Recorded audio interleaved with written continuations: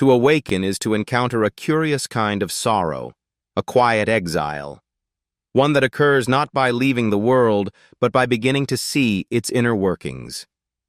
You sit before a film, a story beloved by all, and soon you notice the delicate threads of persuasion, the subtle currents of intention, the echoes of a familiar, worn-out dance. In a gathering of people, you find yourself not flowing with the river of conversation, but watching from the bank, observing the carefully held masks and the quiet hunger for belonging in every exchange. There was a time when these waters were simply for swimming. You recall a past dream, where a story was only a story, where simple words flowed without effort, a time when you could dissolve into the now, before the mind began to peel back its infinite layers. But then, a subtle shift occurred in the light. You opened your eyes within the dream, and now you cannot return to slumber. Let us explore this delicate paradox of awakening, the fading of life's once simple pleasures. This is not a posture of cynicism, nor a claim to see from a higher place. It is the genuine sorrow that arises when awareness gently removes the veil of innocent delight. As Alan Watts once mused, the price we pay for the light of consciousness is the shadow of our lost unconsciousness. And with that loss comes a quiet truth rarely spoken. The world no longer tastes the same. You cannot taste it as you once did. Consider a child before a magician, their gaze filled with pure wonder.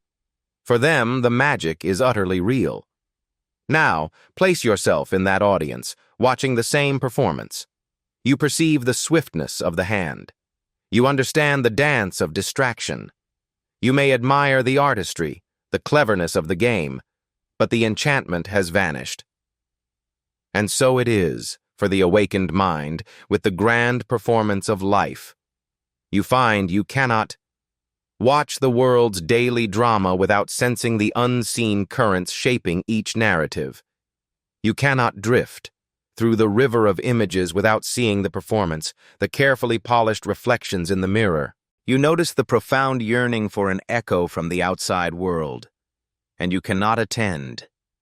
A simple gathering without feeling the presence of all that remains unspoken in the silence. You see the gentle illusions, the shimmering surfaces that all have agreed to call depth. The curtain has been drawn back, and you are left standing in a world where others are still entranced by the magic, while you have come to see the machinery. And this creates a loneliness of a most peculiar kind. Not the emptiness of a quiet room, but the solitude of being awake in a world that is peacefully dreaming. Surrounded by people, yet you feel completely isolated because you're experiencing a reality flowing just beneath the surface. They are lost in the dream of the film. But you are watching the film, and the dreamers dreaming the film. They are swept up in the dance. You are watching the pattern of the dance, and you wonder at the silent agreement to call it real. And herein lies the subtle ache of this awareness. For to speak of it is to risk being seen as the distant star or the shadowed valley. When you attempt to describe the water, you become the ripple that disturbs the calm surface. You are the dissonant note in the melody, the one who is too much, too deep, too questioning. And so, you learn the art of silence, a quiet hum beneath the chorus of conversation. To wear the mask of participation, all while feeling only the hollow space between the mask and your skin. One often spoke of this cosmic game, this grand unfolding drama we call life, where we are all players who have mistaken the stage for the world. The paradox of waking up is to remember your lines are not your own, while the rest of the cast remains gloriously lost in the story. You see the painted backdrop, the props, the script itself, that everyone is following, and once the curtain is pulled back, it can never be fully closed again. Let us consider, then, what has dissolved. You have lost the capacity to view the screen without seeing the threads of the puppet master. Every advertisement, a gentle whisper of manufactured desire. Every story, a familiar rhythm designed to soothe you into a state of waking sleep. The simple flow of conversation has also changed for you. You now hear the music beneath the words, the trembling notes of insecurity, the fortress of the ego guarding its small kingdom. The turning of the seasons, marked by celebration, now reveals the turning of gears and wheels behind the festival. The thrill of climbing the ladder society has built for you has faded, for you have seen that the rungs are made of smoke and mirrors. You have lost the comfort of believing in the grand tales that everyone holds so dear. The tale that great effort must always yield a great reward. The myth that walking the straight path leads to a sunlit meadow. The dream that another's heart can quiet the silence within your own. The illusion that possessions can fill an infinite space. And the story that the applause of the crowd is a nourishment that truly lasts. These currents that pull the vast ocean of humanity have become as clear as glass to you, and in their absence, you are left in a silent space asking, what is the meaning of this great play? And here, many who have awakened find themselves caught in a curious rhythm, a dance between two shores of suffering. On one shore, they perform the old dances, wearing a mask of belonging to a world whose music they no longer hear. A smile painted on the face, while the inner landscape quietly withers. On the other shore, they retreat from the dance entirely, becoming lonely spectators in the grand theater of life. Their vision becomes a wall, for no one else seems to perceive the dream as they do. And this, you see, is a profound weariness. Both are simply different currents in the same river of discontent. But there is a subtle truth here, a point that is often missed. The difficulty, you see, is not that your eyes have opened. It is that you have fashioned your awareness into a shield against life, rather than a doorway through which to enter it more deeply. You are standing on the riverbank of experience, lost in the mind's endless commentary, forgetting that this very awareness is itself a wave in the great ocean of the play. It is like watching a film and seeing only the strings of the puppets. You have not, in fact, become more awake. You are simply less present. You have exchanged one dream, that of blissful ignorance, for another, the dream of the ceaseless judging mind. True awareness is not this act of separation, of standing apart from the flow to dissect it. It is to be so utterly immersed in the current that you feel the water and know you are the river all at once. Consider the master musician. He can perceive every intricate thread of the music, each note, each subtle shift in harmony, every choice of the composer. And yet, the melody can still bring a tear to his eye. For knowledge has not closed the door to wonder. It has opened it wider. The subtle difference is this. The musician does not use his understanding as a wall to keep the music out. He uses it as a bridge to walk deeper into its heart. And here we arrive at the heart of it. Those who suffer from their awakening have turned the light of awareness into a blinding wall. They have mistaken seeing the pattern of the dance for a reason to no longer dance. They confuse knowing the rules of the game with an obligation to leave the field. But the most profound wisdom lies in playing the game, knowing full well it is a game, not in pretending it is real, nor in refusing to play, but in dancing with a kind of lucid innocence. So what, then, is the shape of this in our daily lives? It means you can sit down to watch a film, see all the strings that make the puppets dance, and yet still feel your heart swell when the story turns toward beauty. And so, you learn to hold two worlds in your awareness at once.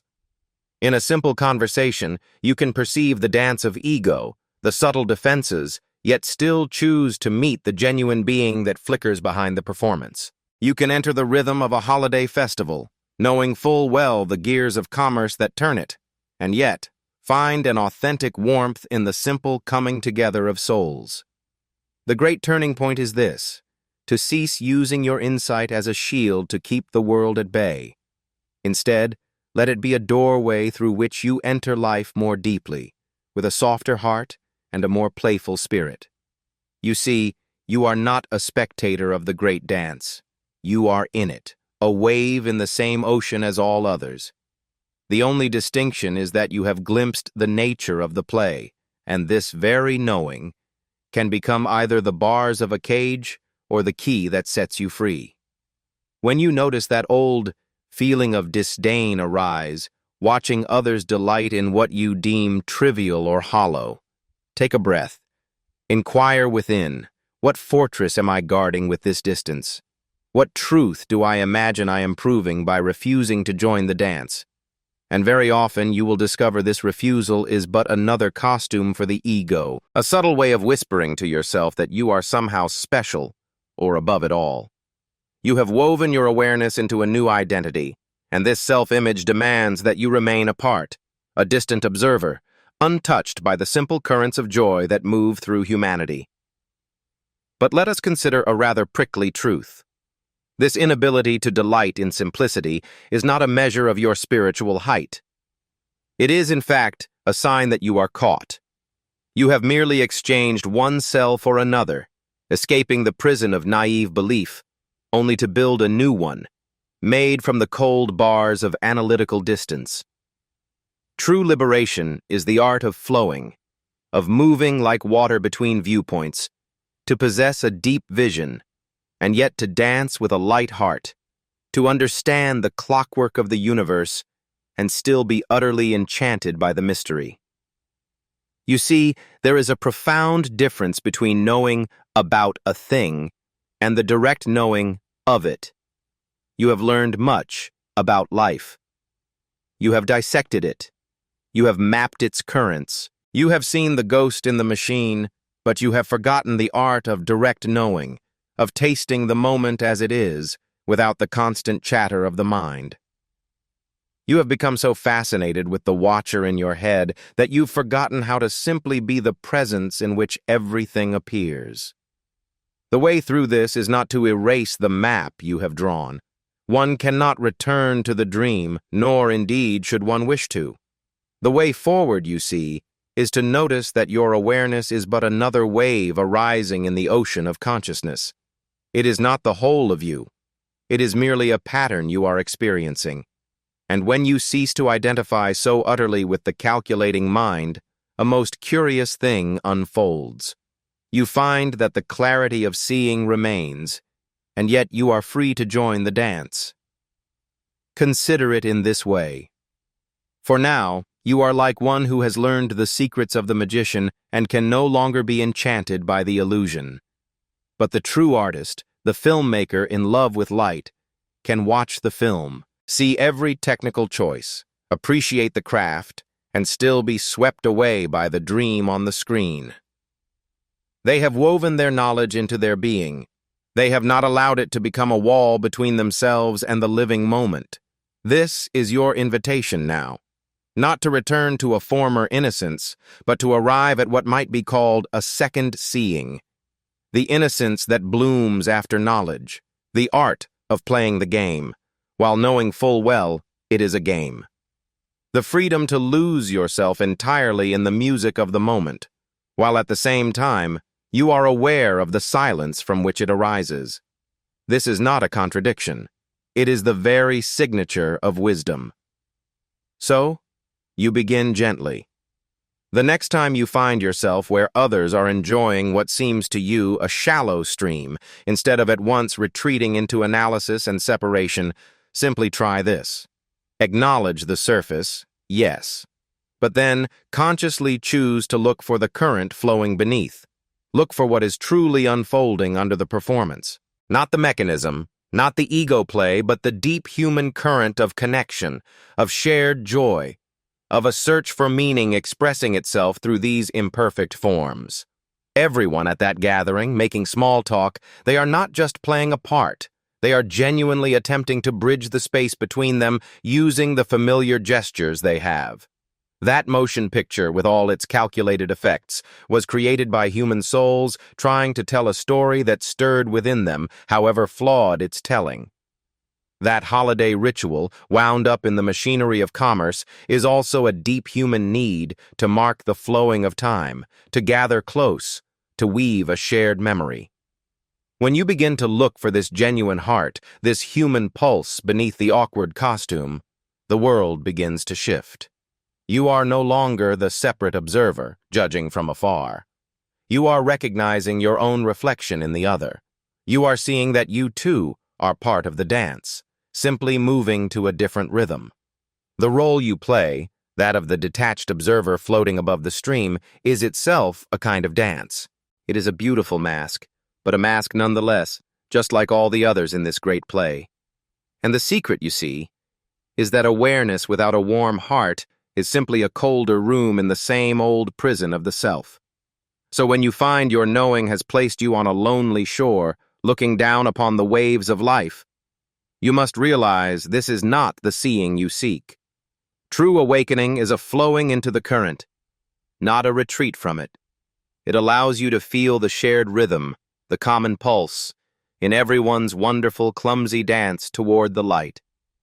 And so, it seems, that you can no longer hear the old, simple song. That dream of unconscious belonging has faded with the dawn. But the capacity for delight has not vanished from the universe. It only seems lost when you insist on being a spectator, watching the dance from the shadows, using your clarity as a pane of glass between yourself and the living moment. But here is the invitation: to let your awareness become the very texture of the experience rather than a spotlight held at a distance. The aim is to see with perfect clarity and to dance the dance completely, to know the music is a fleeting dream and to give yourself to it anyway. This is the gentle turning from a mind that grasps to a consciousness that flows. It is not a dimming of the light, but a light that fills all things, not an emptying of knowledge, but a holding of it with an open hand. You are not asked to fall back asleep, but to awaken within the dream itself, to be utterly present to its unfolding, while knowing its nature. And in this, the simple joys reappear, but changed, no longer as fleeting escapes from what is, but as wholehearted gestures in the magnificent, endless play of the universe.